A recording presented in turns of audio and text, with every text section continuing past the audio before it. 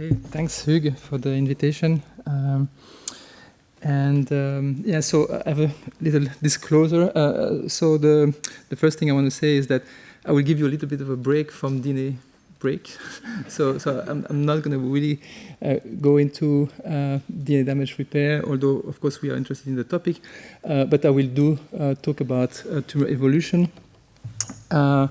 And before starting, I also would like to mention that the disease we study mainly, melanoma, has the highest mutation burden, be it copy number alterations or single nucleotide alterations.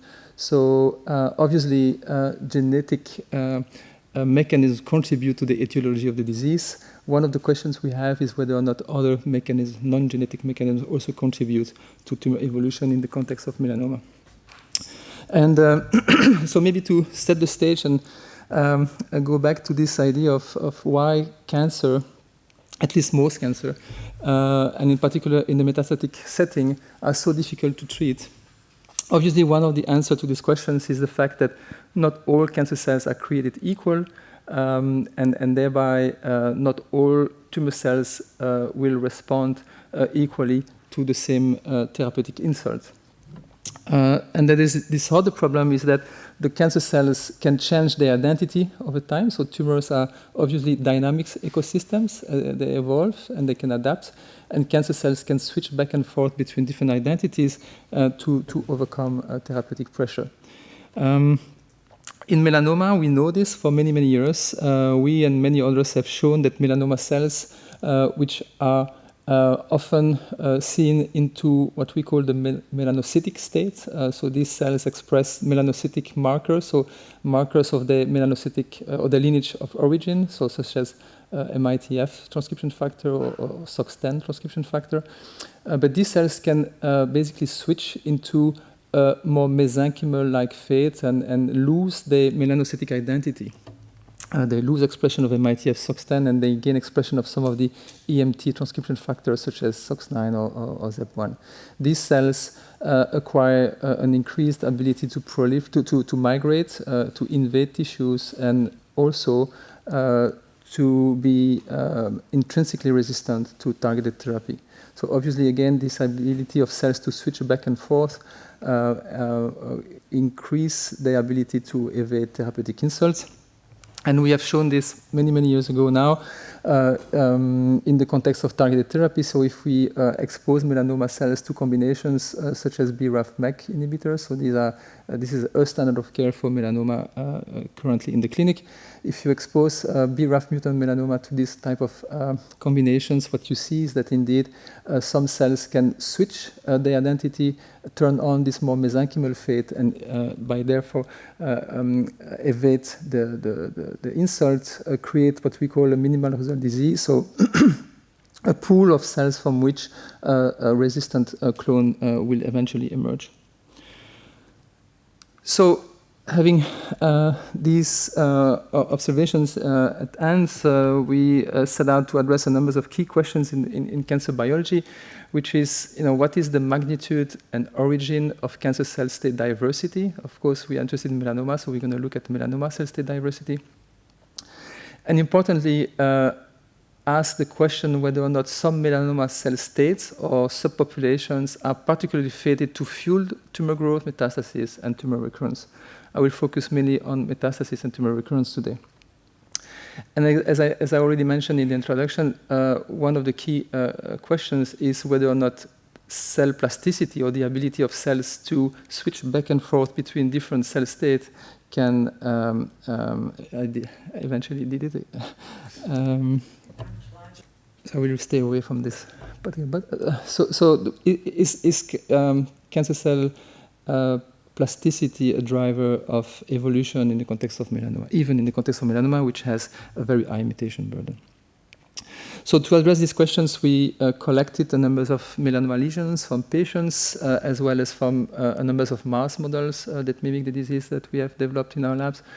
And we perform single-cell RNA sequencing. So obviously, when you do that, you obtain cells from the immune compartment, the stromal compartment, and the malignant compartment, which we have dissected into different subpopulations. Today, I will only focus on our work looking at the malignant compartment of these different lesions.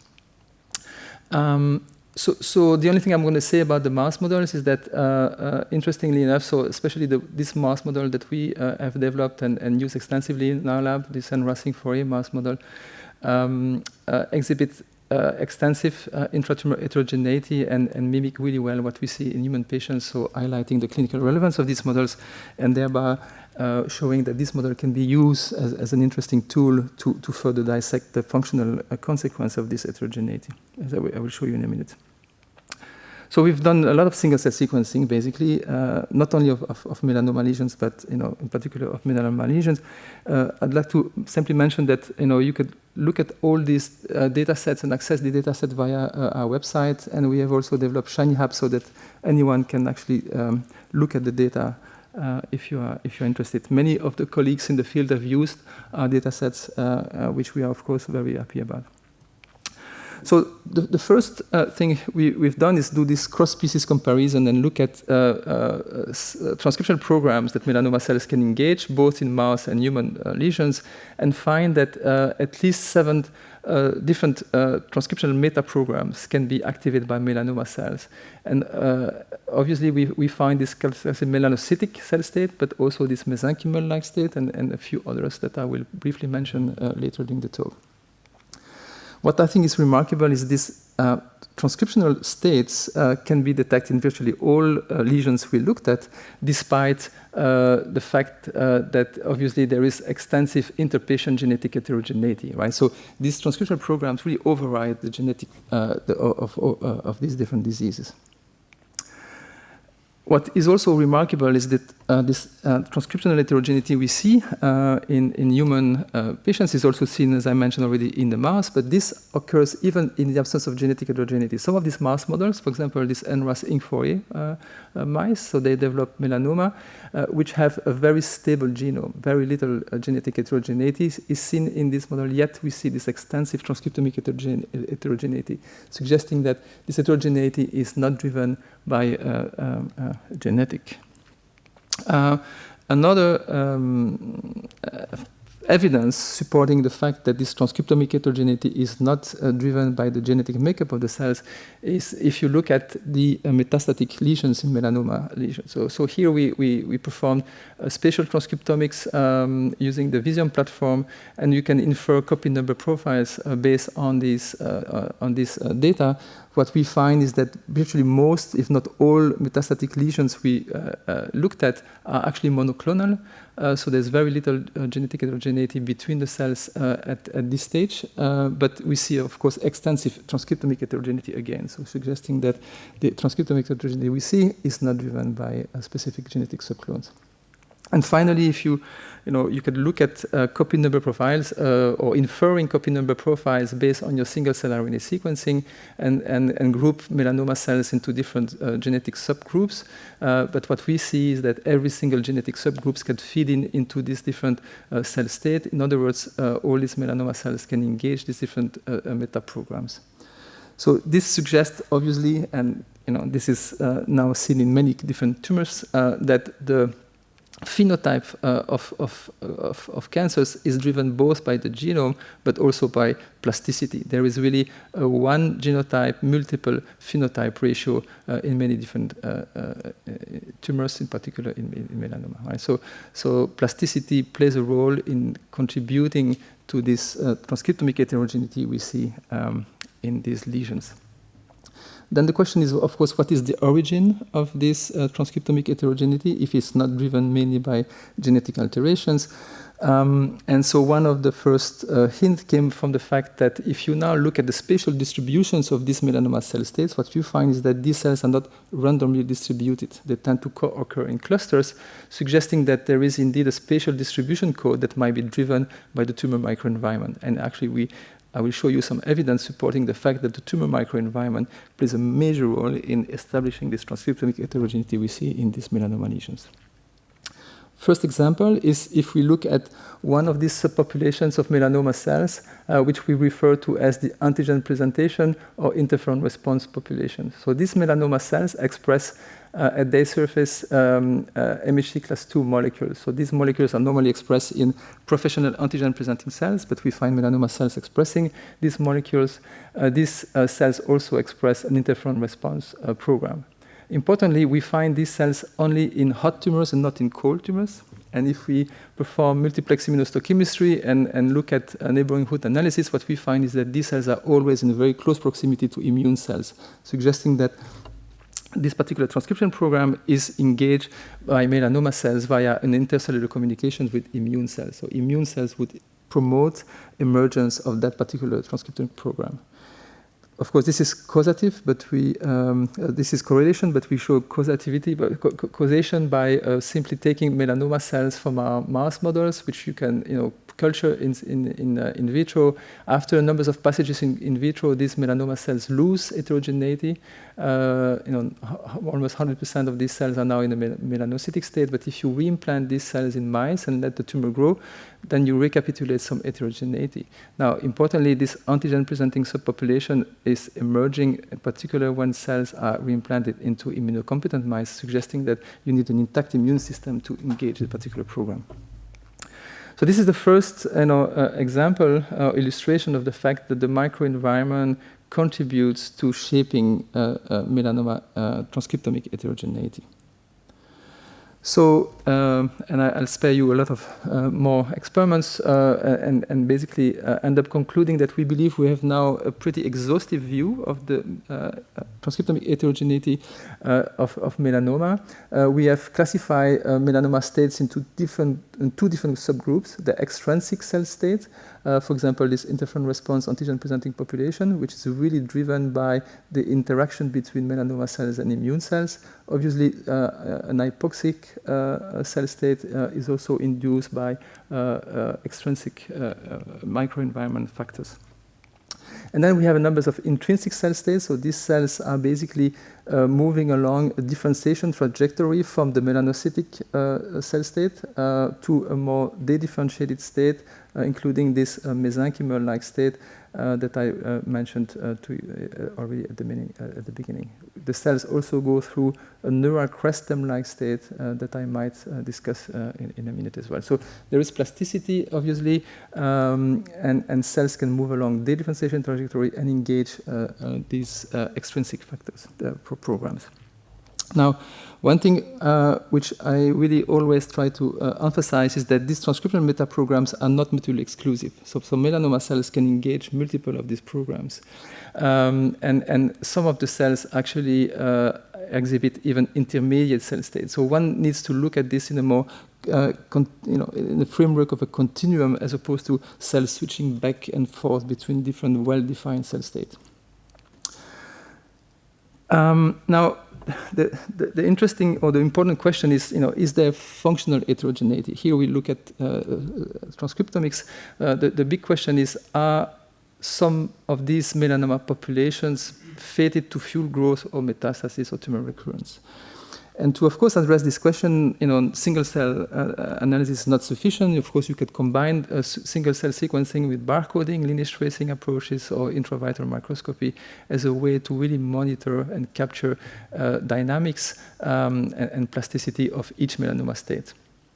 So we've designed a number of experiments to look at this, and I will just focus on one particular cell state today by lack of time. And focus on this particular mesenchymal-like population that we find very interesting for many, many reasons. So if you look at these melanoma mesenchymal-like cells, and by the way, if you are more familiar with epithelial cancers, this is what, reminiscent to the EMT, of course, phenomenon, right? So if you apply CINIC, which is a pipeline that we helped develop, but was developed by our collaborators and close friend Sten Arts in our institute, you can basically decipher the gene regulatory networks that play in your cell state of interest. So in other words, identify key transcription factors that are driving these transcriptional programs.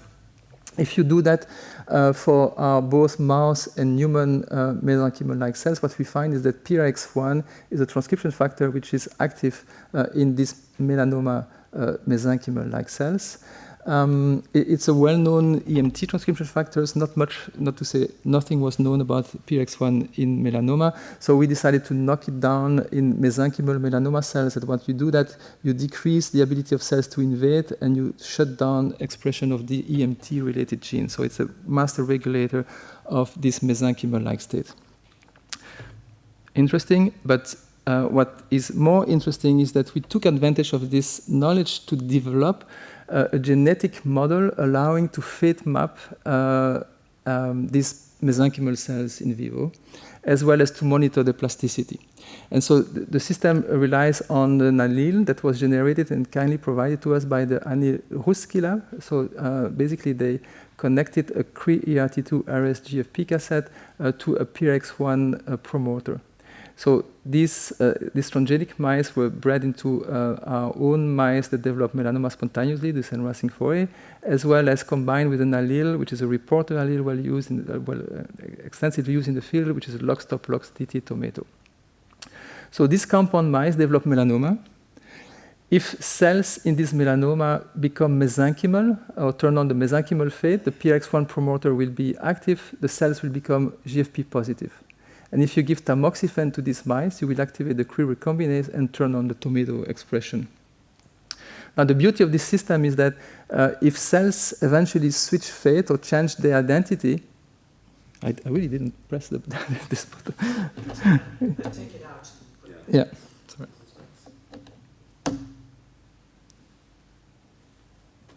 Should come back, yeah. Sorry for that.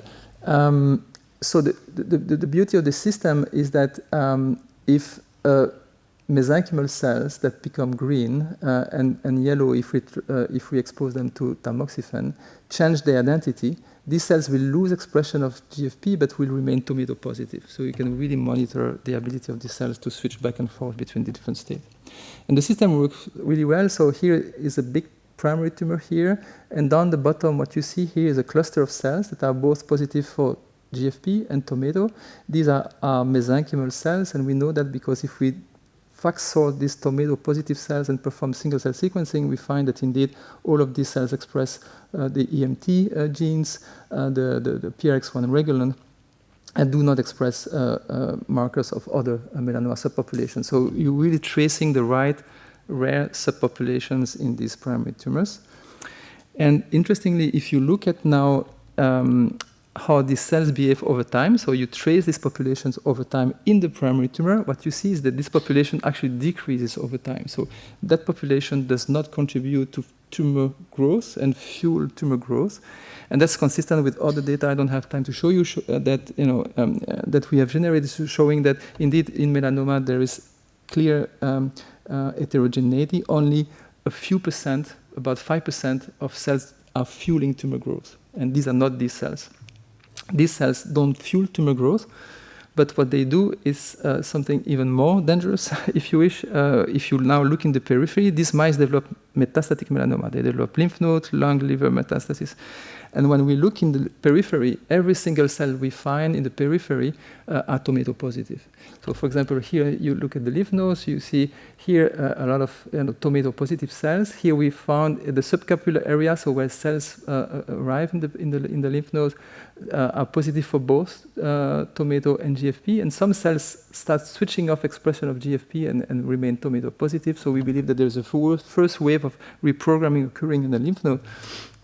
And it's even more obvious if you look at metastatic sites or lung or liver. So here, 90 or 100% of the cells we find in metastatic sites are 100% tomato positive, but are no longer GFP positive.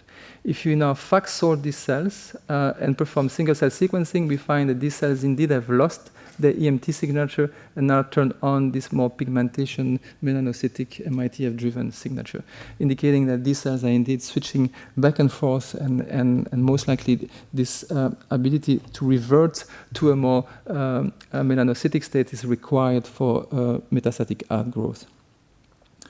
So in other words, what we believe we've shown here is that this PRX1 rare population, again, it represents only 1% of the primary tumor, is not contributing to tumor growth, but fuel metastatic dissemination. And so it shows that indeed, in these melanoma lesions, you have extensive transcriptomic heterogeneity, and this is coupled to, phenotypic heterogeneity. So these cells do different things in the tumors.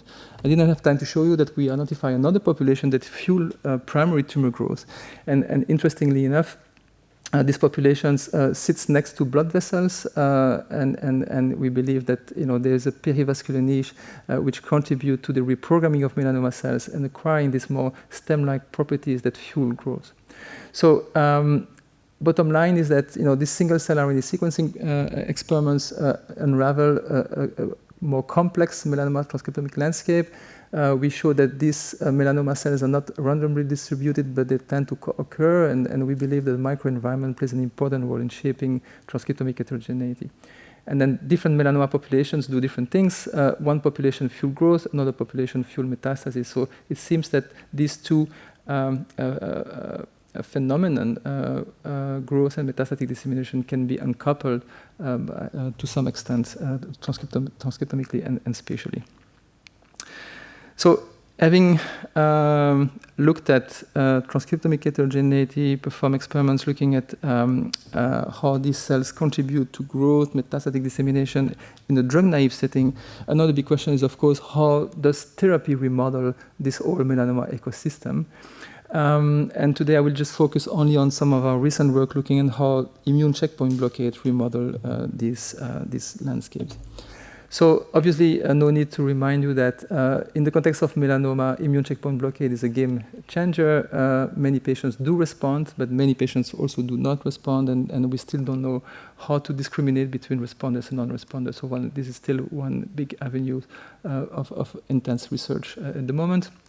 And obviously, we need to develop combination strategies that overcome intrinsic resistance, those patients that do not respond to immune checkpoint blockade. So what we've done is basically conduct a trial in our institute where we collected samples from patients before treatment and on treatment, early on treatment, so after only one cycle of immune checkpoint blockade, and perform single-cell sequencing and deep characterizations of these ecosystems. So the originality is really to look at very early on-treatment samples, hoping that we will find, discriminators between responders and non-responders early enough so that we can inform clinical decisions before these patients start suffering from side effects and not responding to the treatment. So I will really jump very quickly into the data and tell you that two populations of melanoma cells that we identified early on are differentially represented in responders versus non-responders. The first population behaves in this way is this antigen-presenting population, this interferon response subpopulation. This is perhaps not so surprisingly. I told you that population is close to immune cells, is enriched in hot tumors. So this population is overrepresented in responders. So here you will see before treatment responders, on treatment responders. This population is enriched compared to when we looked at lesions in non-responders before treatment or non-responders. Okay, so in fact, looking at these populations, we can to some extent predict whether or not patients will respond to the treatment. But again, the other population that was differentially represented in responders and non-responders is this mesenchymal subpopulations. This population was enriched on treatment in non-responders, and if we now combine and look at these populations, and the frequency of these populations is a very good predictor of lack of response. And so, putting all of this data together, so we've shown now that these mesenchymal-like cells in melanoma drive metastasis. I just told you that these populations also contribute to resistance to targeted therapy, and now we show that this population enriched also in patients that are refractory to immune checkpoint blockade. And so the working model or the hypothesis is that melanoma cells that engage this mesenchymal program are very good at evading immune system, immune attack. And the question is, how do these mesenchymal cells evade T-cell attack, and how can we revert this to some extent? And so I told you that we perform scenic analysis on our single-cell data. So I told you that we identify PRX1 as one specific transcription factor driving this mesenchymal program in melanoma. And we found another transcription factor, which is called TCF4 or ITF2, which is not TCF7L2, because there's big confusion in the field, in the literature about this. So this is a classical basic helix, looped helix transcription factor. So this transcription factor is very active also in mesenchymal cells, and specifically active in mesenchymal cells and not in the other melanoma subpopulations. Again, like for PX1, if we knock down TCF4, we decrease invasion and we increase sensitivity to targeted therapy, as you might expect for a master regulator of this mesenchymal transcription program. Now, what's really remarkable about this transcription factor as opposed to PRX1, for example, if we knock down TCF4 in mesenchymal cells, we see a shutdown of expression of genes related to EMT, so these mesenchymal-like genes. But we see a drastic upregulation of many genes involved in antigen processing and presentation. This is very specific to this transcription factor and not to other EMT-like transcription factors we find in melanoma. So this led to the idea that TCF4 might suppress antigen processing and presentation and thereby contribute to the ability of cells to evade immune attack. Manipulating TCF4 levels in vitro in different cellular systems as well as in vivo systems indeed show that TCF4 indeed modulate T-cell activation and killing. I will not go into too much details here. This is published now, but maybe show you this important experiments where we took a number of melanoma syngenic models. Here we use the B16, but we have now shown that in other models as well. So if you expose these models which are refractory to immune checkpoint blockade, and if you knock down TCF4 in melanoma cells, now you increase their ability to respond, so increase sensitivity to immune checkpoint blockade, confirming the possibility that TCF4 indeed is an important modulator of T-cell recognition by T-cells of mesenchymal cells. In other words, TCF4, we believe, is an important transcriptional node in melanoma. It actually regulates PRX1, we now know that. So it's upstream PRX1, and by modulating PRX1 expression, it indeed promotes these mesenchymal-like transcriptional programs and promote invasion. But in the meantime, TCF4 is also able to suppress this particular master regulator of antigen processing and presentation, NRC5. We now have evidence that TCF4 is actually recruited to the NRC5 promoter to suppress its expression. And by doing so, we believe it promotes immune escape. So it's really a very important transcription node that controls multiple transcription programs in melanoma cells. Now the question is, can we target that? It's a transcription factor, so we're of course trying to develop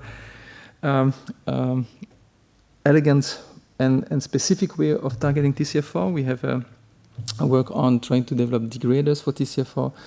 But in the meantime, we found a less elegant but quite efficient way of targeting TCF4, which is the use of a BAT inhibitor. In fact, there was a paper from the Stoat lab a few years ago showing that there's a number of enhancers and so-called super enhancers upstream the TCF4 promoter.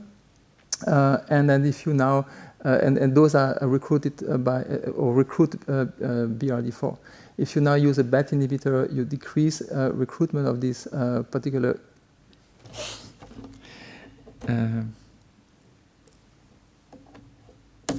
chromatin remodeler, and you decrease expression of TCF4.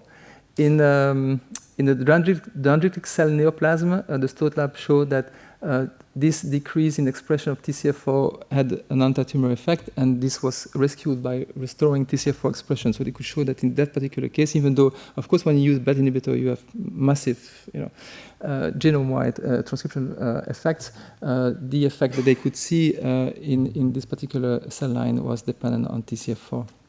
So we looked at chromatin profiles.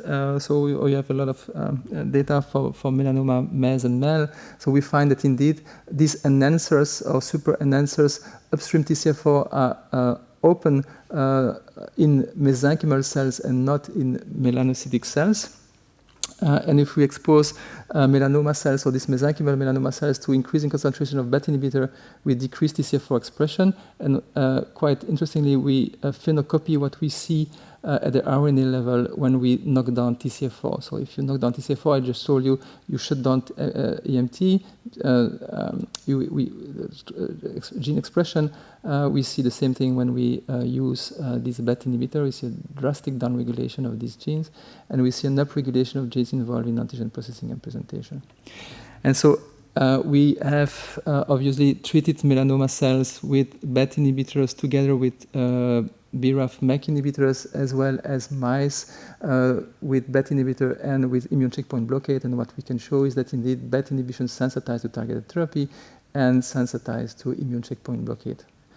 Based on this data, there's a clinical trial that has been initiated both in our institute but also at the MD Anderson to combine BET inhibitors with immune checkpoint blockade in the context of melanoma patients. And so this second part of the talk I can summarize here. So TCF4 orchestrates multiple melanoma transcriptional programs and contribute to the suppression of the antigen processing and presentation machinery in mesenchymal cells. And then this transcriptional node can be targeted and in a way to increase the immunogenicity of melanoma cells, in particular of these mesenchymal cells, which are enriched in patients that do not respond to immunotherapy. So only 2 slides to conclude and to discuss the therapeutic implications of this work. The first thing, and I already mentioned and stressed the fact that cancer cells and melanoma cells can harbor multiple phenotypes, and these phenotypes can be driven by both the genotype but also by cancer cell plasticity. And you know, this is very important, we believe, because in some of our models and in some of the patients, what we find is that these metastatic initiating cells, or these mesenchymal-like cells, do not exhibit unique genetic features, obviously. And so, you know, we might need to revisit the concept of find a mutation, make a drug, and cure cancer. Here, we proposed a new framework in which we proposed a framework in which next-generation therapies need to take into account both the fact that we have driver mutations, but that we should also consider the fact that we have driver cell state and passenger cell state, and that we need to target both via different approaches. So we wrote a few perspectives and reviews on this if you're interested. But how do we approach this? I didn't have really much time to go into this, but what we have found is that these melanoma cells can acquire this metastatic initiating capacity or this tumor fueling capacity when exposed to the specific environmental or niche factors. So virtually any cells can acquire these properties if positioned in the tumor in the wrong place, if you wish. And so what we need to do is obviously embrace plasticity, but think about innovative approaches that target cell-cell communication networks to dampen either the origin of reprogramming or the mechanism involved in the reprogramming. So, you know, the point I want to make is we have identified these more dangerous cells now, but targeting these cells might not be sufficient if you leave some cells behind and if the microenvironment still is intact, because you might be able to eventually replenish this pool of cells through reprogramming. Right? So these are considerations that need to take into account when designing combination treatments. And with that, I'll stop here. I just want to highlight the fact that most of the work I presented today was led by one very, very talented postdoc in our lab, Takis, who is now looking for a PI position, and supported by numbers of very good students, and Joanna as a bioinformatician. We have great collaborators and some funding bodies. So thank you for your attention.